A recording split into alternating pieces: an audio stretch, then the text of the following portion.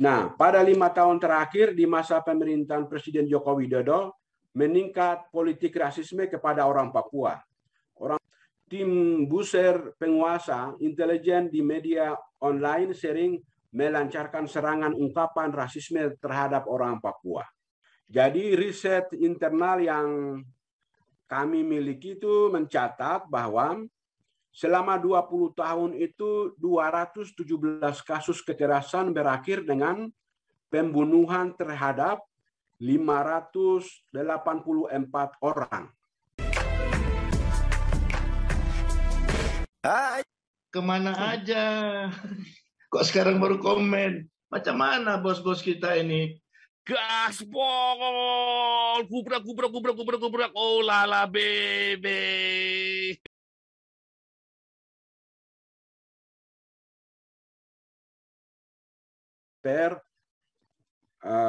Atau gubernur, termasuk gubernur Salosa dulu, itu disebut penyakit serangan jantung. Yang orang Papua itu sangat mempertanyakan dan meragukan alasan itu. Nah, pada 5 tahun terakhir di masa pemerintahan Presiden Joko Widodo, meningkat politik rasisme kepada orang Papua. Orang Papua mengalami tindakan dan ungkapan pelecehan secara langsung maupun tidak langsung.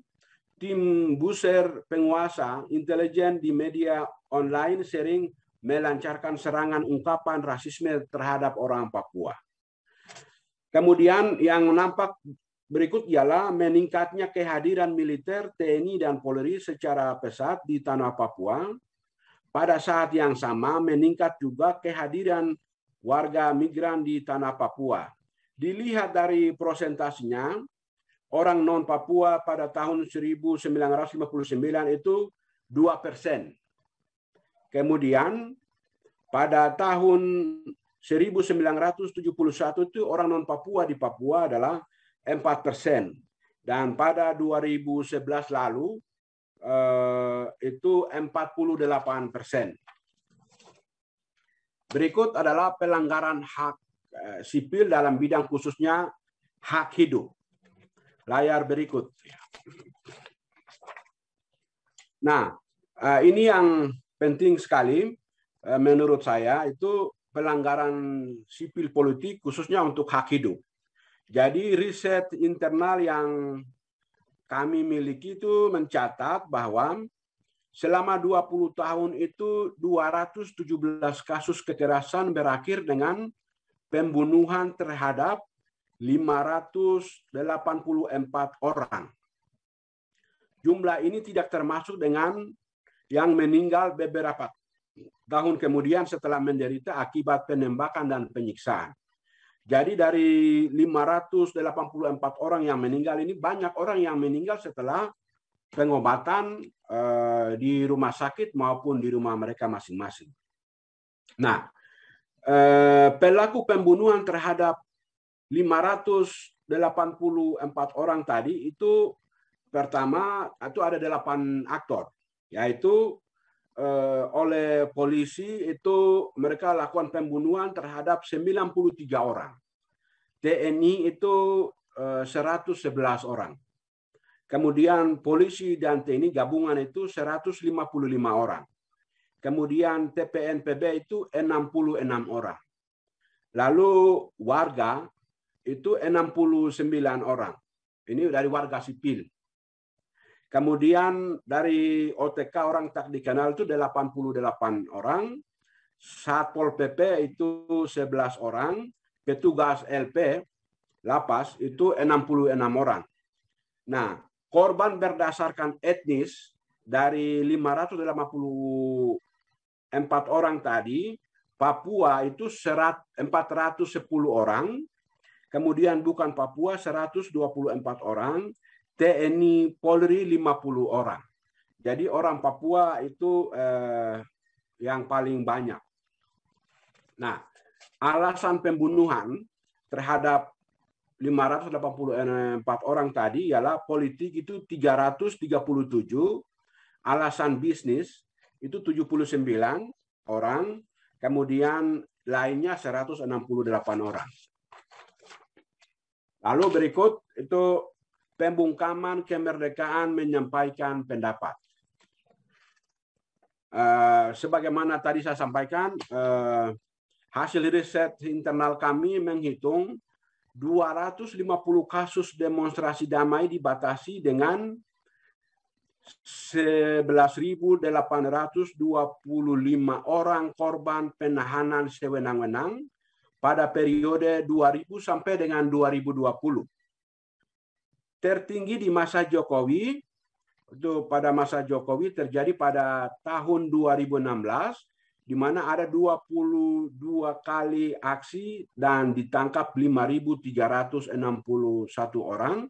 Dan terendah itu, penangkapan terendah pada tahun 2001, itu 8 kali aksi dan 85 orang ditahan sewenang-wenang. Penahanan terjadi di Papua dan luar Papua.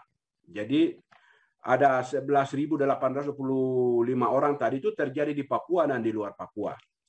Dilihat dari alasannya, politik itu, alasan politik baru penangkapan dan penahanan adalah 11.090 orang, alasan ekonomi 150 orang, dan lainnya itu 727 orang. Jadi alasan politik itu yang tertinggi.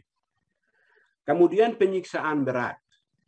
Selama tahun 2000 sampai dengan 2018, itu terjadi 276 kasus dan 1.502 korban penyiksaan atau penganiayaan.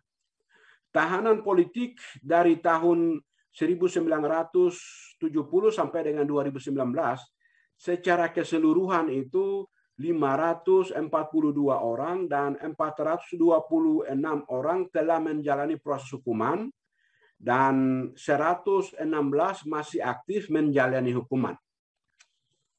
Jadi karena masalah politik 542 orang Papua menjalani proses hukum. Kemudian kebebasan pers dan internet.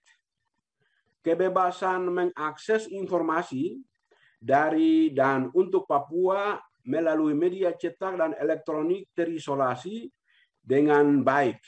Jurnalis Papua yang bekerja di Papua bekerja dalam pengawasan intelijen. Tekanan dan stigma bekerja sebagai bagian dari gerakan sipil pro Papua Merdeka. Jadi intelijen meneror atau mengawasi jurnalis karena alasan mereka pro Papua Merdeka. Nah, karena itu pertama intimidasi dan kekerasan terhadap jurnalis itu 104 orang. Jadi ada 104 orang mengalami intimidasi dan dari 104 orang itu 40 orang jurnalis bukan Papua, 34 orang jurnalis Papua, dan 36 itu intimidasi ke perusahaan dan media secara umum. Nah, kemudian pelarangan jurnalis asing. Hanya pada tahun 2012 sampai dengan 2015 terdapat 77 kasus jurnalis. Dari 77 tadi, itu 74 ajukan izin peliputan di Papua. Kemudian 56 tolak izin peliputan di Papua, kemudian 6 dilarang dan dideportasi dari Papua, kemudian 18 diizinkan meliput di Papua. Kemudian selama ini juga sering terjadi pemblokiran web dan munculnya media siluman. Jadi media siluman tanpa disertai alamat yang jelas itu diciptakan untuk bagian dari strategi kontra opini dan juga kontra strategi. Terima kasih. Anda telah menyimak video ini sampai selesai. Silakan tuliskan masukan atau pengalaman Anda sesuai tema video yang kami sajikan. Kami berharap masukan Anda bisa memberi edukasi sebagai bahan pertimbangan untuk membangun pola pikir positif. Kepedulian Anda sangat bermanfaat membangun generasi dalam menyikapi narasi atau sumber berita. Terima kasih. Dan salam damai untuk Indonesia bersama Reaksi Nusantara.